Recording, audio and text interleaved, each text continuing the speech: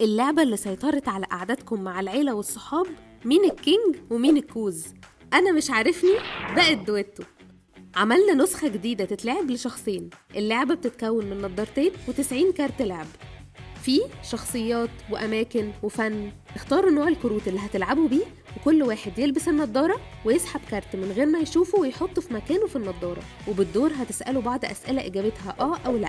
لو الإجابة ليك سؤال كمان، أما لو الإجابة لأ اللعيب التاني هيسأل. اللي يخمن الكارت بتاعه صح الأول هيكسب. لو بتلعبوا أماكن ممكن مثلا تسألوا لو بتاكلوا هناك.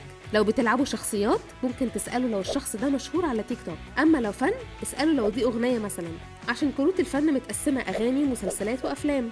ما تخمنش الكارت بتاعك إلا لو اتأكدت، عشان لو خمنت غلط هتخسر. ما تجاوبش غلط على اللعيب التاني أو تفتي وتخسره، وممنوع منعا باتا ترد بكلمة غير أو لأ. هنعرفك احنا لينا عيون في كل مكان. اللعبة متاحة على موقعنا قولاميم.com أو من خلال الستوريز في الانستجرام هايلايتس.